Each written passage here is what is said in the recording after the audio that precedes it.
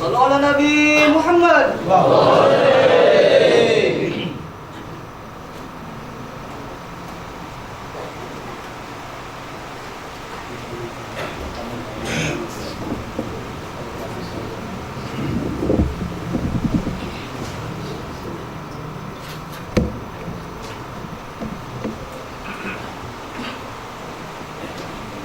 para habaib, para ulama, para masyayikh, para guru, para hadirin, para hadirat, assalamualaikum warahmatullahi wabarakatuh.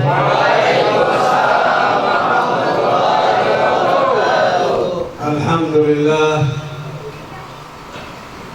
alhamdulillah, syukra ala ni'amin wa kathra نحمده سرا وجهرا وبالغدايا والأسرار. Bismillahirrahmanirrahim. Guru kita mulia Al-Habib Abdurrahman bin Husain Al-Habsyi, sebelum ulun menyampaikan apa yang beliau sampaikan, izinkan ulun memperkenalkan sedikit tentang beliau.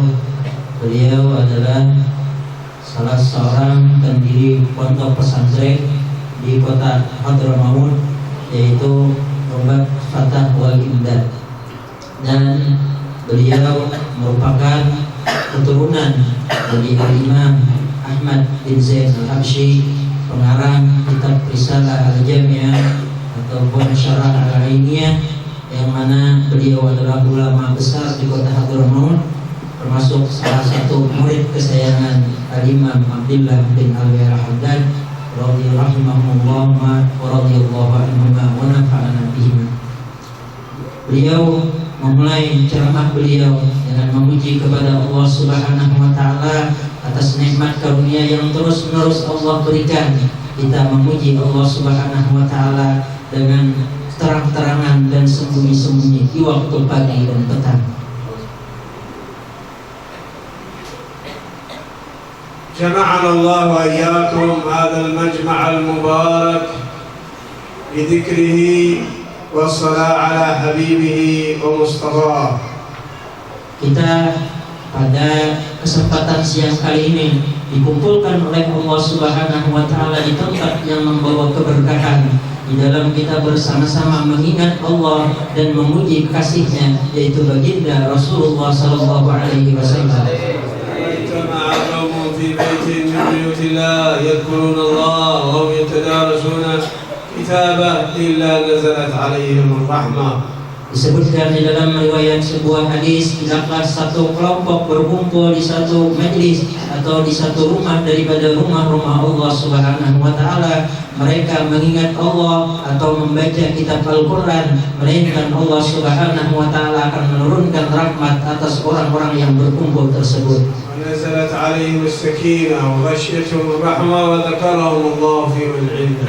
Dan Allah Subhanahu wa taala akan menurunkan ketenangan, dan Allah Subhanahu wa taala akan meliputi mereka dengan rahmat dan kasih sayang, dan mereka pun akan disebutkan oleh Allah Subhanahu wa taala pada orang-orang yang ada di hadratnya. جمعنا فرحا بالحبيب المصطفى وفرحا بميلاده. Kita berkumpul di sini bersama karena kegembiraan dengan Nabi Muhammad SAW, bergembira dengan menyambut bulan kelahiran beliau. يقول الحبيب علي بن محمد الحبشي ماشي كما مجمع المولد يجل الكروب ذا وقت أوبتك يا العاصي إذا باتوا.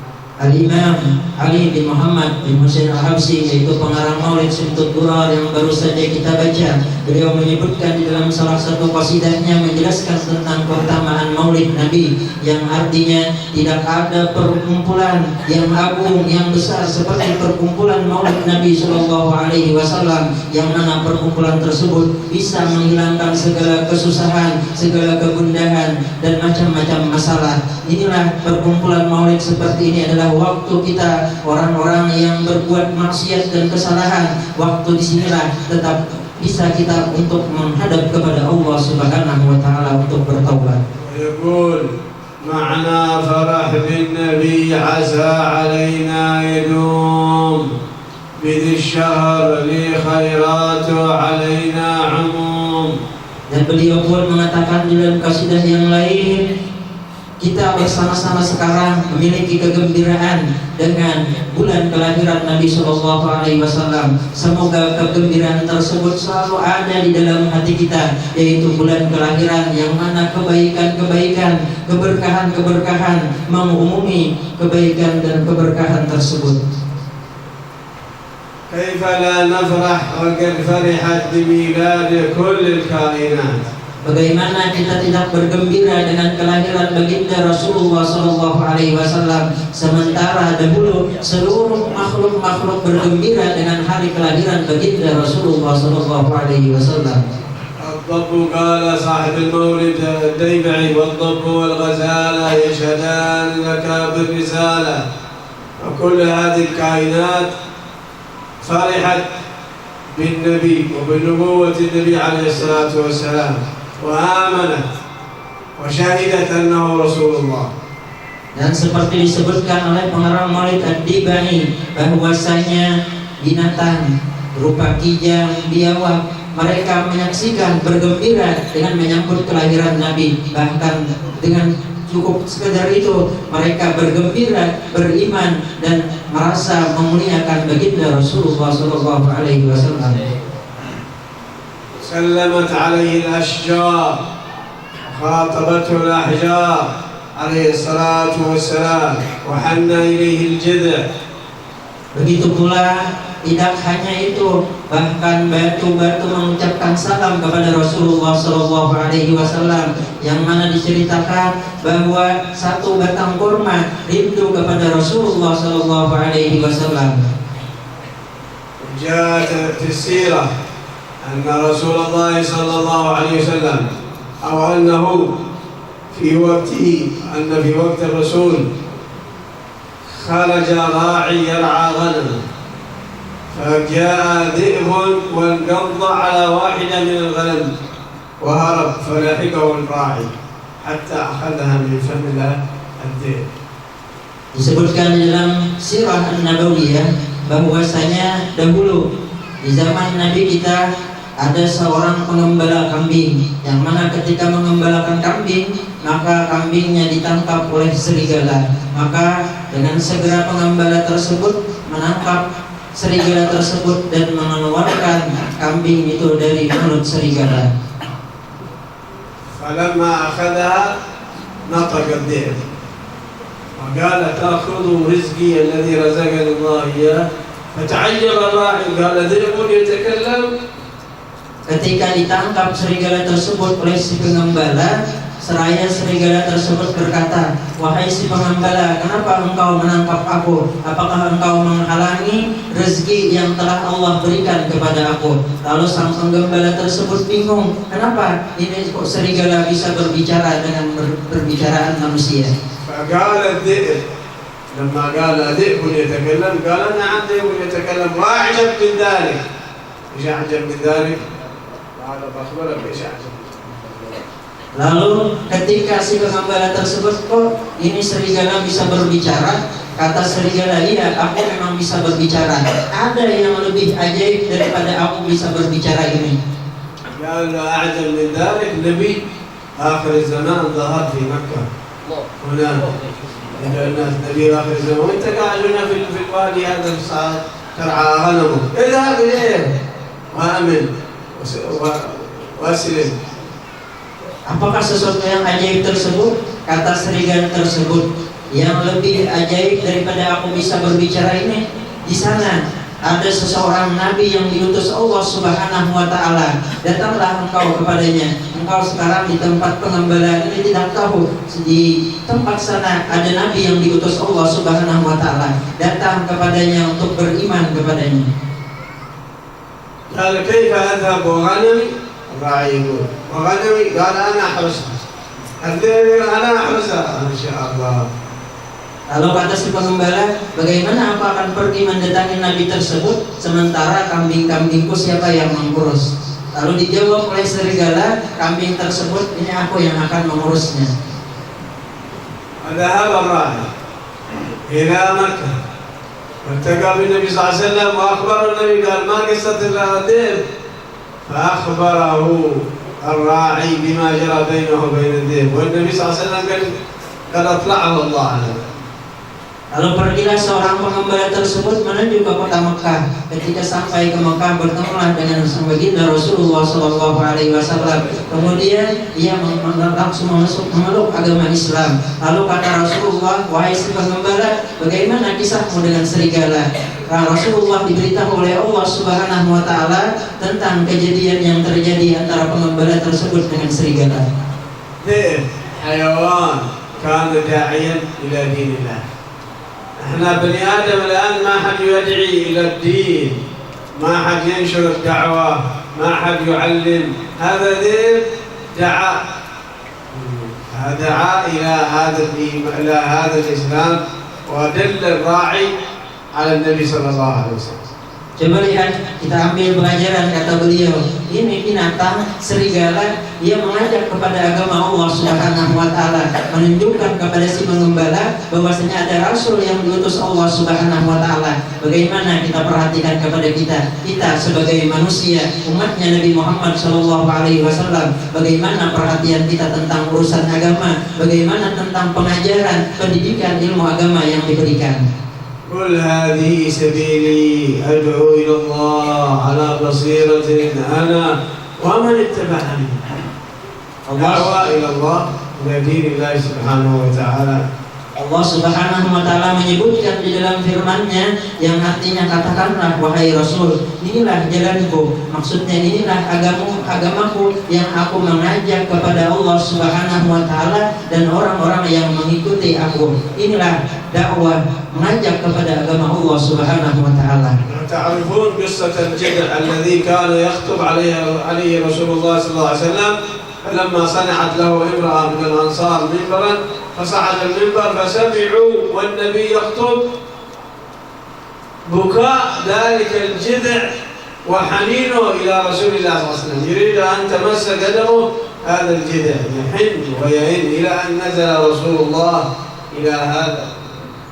Apakah kita sudah mendengar kisah batang kurma yang dahulu batang kurma ini menjadi tempat khutbahnya baginda Rasulullah Sallallahu Alaihi Wasallam ketika beliau khutbah meletakkan tangan kepada batang kurma tersebut. Ketika salah satu dari orang Ansar membuatkan mimbar untuk Rasulullah Sallallahu Alaihi Wasallam, maka menjauhlah Rasulullah daripada batang pohon kurma tersebut. Ketika Nabi kita menyampaikan khutbah, terdengarkanlah tangisan kerinduan, tangisan seseorang yang terpisah dengan yang disayanginya, yaitu tangisan yang keluar dari sebatang kurma karena menjauh daripada baginda Rasulullah Sallallahu Alaihi Wasallam. فرجع إليه النبي صلى الله عليه وسلم يرتب عليه ويهدئه حتى سكن الجذع، وقال له خيره بين أن يكون نخلة في الجنة أو أنه يكون الآن يرجع إلى النخلة في الدنيا، فاختار أن يكون نخلة في الجنة مع النبي صلى الله عليه وسلم.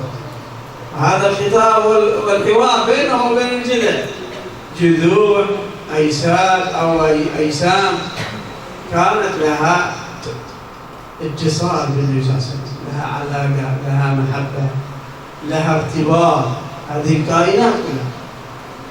Lalu ketika mendengar tangisan daripada batang kurma tersebut, membuat baginda Rasulullah turun dari mimbar sehingga menenangkan, bahasa kitanya membisain supaya sampai menangis dari batang kurma hingga dipandiri oleh Nabi kita, wahai batang kurma, apakah engkau mau ditanam kembali menjadi pohon kurma yang hidup di dunia ini, ataukah nanti engkau menjadi batang kurma yang ada di dalam surga bersama baginda Rasulullah Sallallahu Alaihi Wasallam? Maka batang kurma tersebut pun memilih untuk menjadi batang kurma di dalam surga untuk bisa bersama baginda Rasulullah Sallallahu Alaihi Wasallam. Kita lihat dari cerita ini, batang kurma, pohon-pohonan, sesuatu yang tidak memiliki jasad dan rohani, itu memiliki hubungan, ada ikatan kecintaan, ikatan mahabbah dengan baginda Rasulullah Sallallahu Alaihi Wasallam.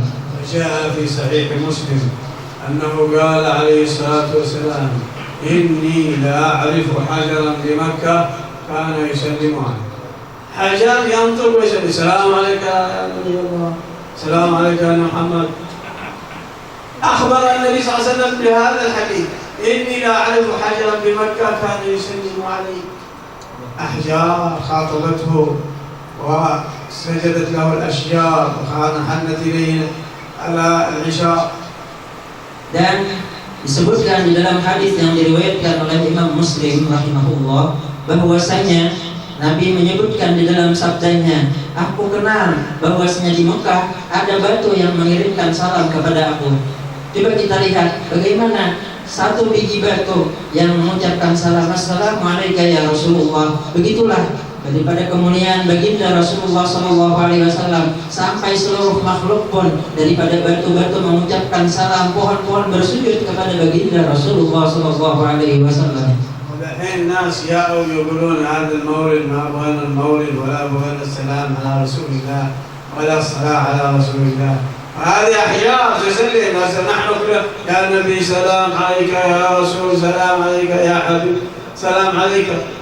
هذه أي بدعة في هذا؟ أي اعتراض من الشريعة. Sekarang kata beliau, sebagian orang ada yang dengan perayaan maulid membaca salawat, pujian-pujian kepada Rasulullah tidak senang. Kenapa ini memuji Nabi, mengucapkan kepada salam kepada Rasulullah SAW? Coba kita lihat bahwasanya perbuatan ini bukan baru saja. Kita lihat dahulu di zaman Rasulullah, pohon-pohon, batu-batu mengucapkan salam kepada Rasulullah. Ya Nabi salam alaika, ya Rasul salam alaika. Apakah ini sesuatu yang boleh diingkari atau ditinggalkan? صعد النبي صلى الله عليه وسلم وصاحبه على جبل أحد. على جبل أحد، جبل من الجبال، فاهتز الجبل طربا بوجود النبي عليه وصاحبه، فقال اسكن أحد فإن عليك نبي وصديق وشهيد. النبي سيدنا محمد والصديق أبو بكر الصديق والشهيد قالوا عمر بن الخطاب. Pernah di suatu ketika Nabi kita naik ke Gunung Uhud bersama dua orang sahabat Nabi kita. Ketika Nabi kita naik bersama dua orang sahabat ke Gunung Uhud, Gunung Uhud salah satu gunung dari gunung-gunung yang ada di dunia.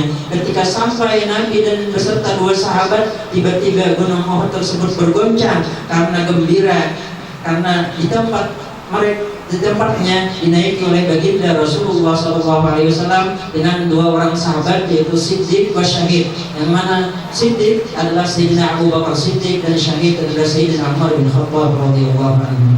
ثم قال أحد جبل إيش يحبنا.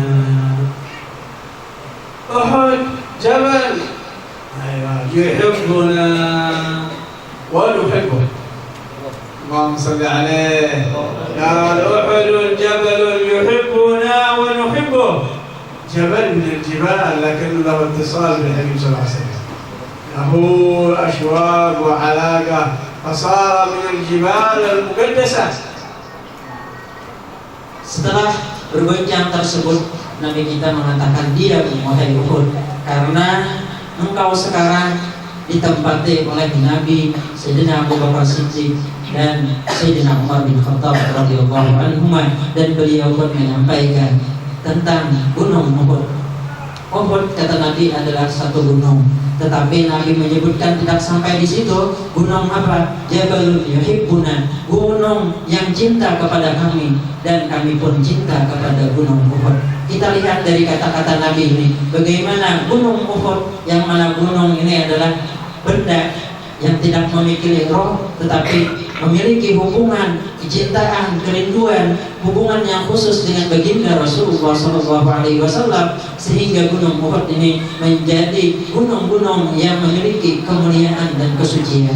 هذا الجبل المقدس، من راح للحج أو العمرة يذهب يشوف هذا الجبل ويتمتع بنظره إلى هذا الجبل وينظر إلى أماكن نظر إليها رسول الله صلى الله عليه وسلم. قال الجبل صار يزوره الزائرون يزوره المسلمون لاتصاله بالنبي عليه الصلاة والسلام.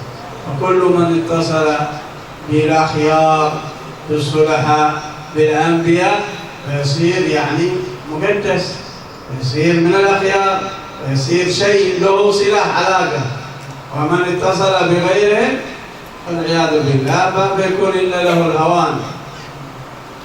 Maka akhirnya Gunung Uhud menjadi tempat mulia yang menjadi tempat tujuan para penziarah, baik orang yang berziarah ke Mekah untuk melaksanakan ibadah haji atau ibadah umrah, tidak akan ketinggalan untuk menziarahi Gunung Uhud, bisa memandang, melihat tempat yang mana Gunung Uhud tersebut telah dipandang oleh baginda Rasulullah SAW.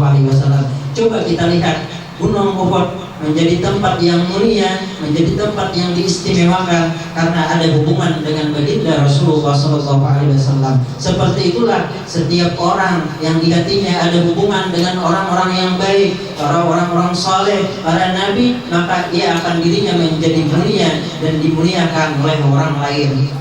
Kalau naudzubillah, kalau andai di hati itu ada hubungan dengan orang-orang yang bukan soleh, maka yang didapat itu bukan kemuliaan, tetapi justru sebaliknya adalah kehinaan. وهكذا أنتم أيها الأحباب، أيها الإخوان، أيها الأخوات، علقوا قلوبكم بأهل الخير، بأهل الصلاح، بالأولياء، بالأنبياء، حتى تكونون إن شاء الله معهم يوم القيامة. المرء مع من أحب. Seperti itulah wahai para kekasih kata beliau, saudara-saudara, saudari-saudari, maka hubungkanlah hati kita dengan orang-orang saleh, dengan para nabi, para wali-wali Allah Subhanahu wa taala, sehingga kita berharap nantinya kita dikumpulkan bersama-sama mereka pada hari kiamat. من الصلاة على الحبيب الأعظم صلى الله عليه وسلم في هذا الشهر الكريم المبارك شهر ربيع الأول، واتصلوا به بهذه الصلاة، ولا يقل أن يصلي الإنسان على 300 مرة في اليوم والليلة، لا أقل. Kata beliau pula, perbanyaklah mengucapkan salawat kepada baginda Rasulullah SAW di bulan kelahiran ini, bulan kelahiran baginda Rasulullah SAW. Maka minimal untuk kita memperbanyak salawat kepada baginda Rasulullah SAW, yaitu 300 kali bersalawat setiap hari. وفقنا الله وإياكم لهذا الخير، يا من وفق الخير وأعانهم عليه، وفقنا للخير وأعنا عليه. Semoga kita diberikan Allah Subhanahu wa taala taufik untuk melaksanakan kebaikan ini. Wahai Allah Subhanahu wa taala yang memberikan taufik untuk kebaikan dan menolong orang yang berbuat kebaikan, berikanlah kami taufik dan pertolongan agar kami bisa melaksanakan amal-amal kebaikan ini. جعلنا من الذين يستمعون القول فيتبعون أحسنه، أرنا الحق حقا وارزقنا اتباعه، وأرنا الباطل باطلا وارزقنا اجتنابه برحمتك يا أرحم الراحمين. اجعل جمعنا هذا جمعا مرحوما، وتفرقنا من بعده تفرقا معصوما، ولا تجعل فينا ولا بأحد من أحبابنا شقيا ولا محروما برحمتك يا أرحم الراحمين، يا أرحم الراحمين، يا أرحم الراحمين. وقلنا بالشفاء العاجل للشيخ مرحاني عمر، ان الله سبحانه وتعالى يمن عليه بالشفاء العاجل، اللهم اشفه وعافه يا كريم. الله يمن عليه بالصحه والعافيه والمديده، وان الله سبحانه وتعالى يطيل العمر بطاعه الله ورضاه، وان الله يبارك في هذا المعهد وفي الطلاب وفي الطالبات، ويجعلهم ان شاء الله من العلماء العاملين، وان الله يفتح علينا وعليهم فتوح العارفين، فقهنا في الدين، اجعلنا من العلماء العاملين. اللهم اغننا بالعلم وزينا بالحلم واكرمنا بالتقوى وجملنا بالعافيه برحمتك يا ارحم الراحمين، يا ارحم الراحمين. لا تجعل لاحد منا في هذا المجلس ذنبا الا غفرته، ولا هما الا فرجته، ولا دينا الا قضيته، ولا حاجه من حوائج الدنيا والآخرة لك فيها رضا ولنا فيها صلاح إلا قضيتها ويسرتها برحمتك يا أرحم الراحمين، يا أرحم الراحمين. وآخر دعوانا الحمد لله رب العالمين. الفاتحة.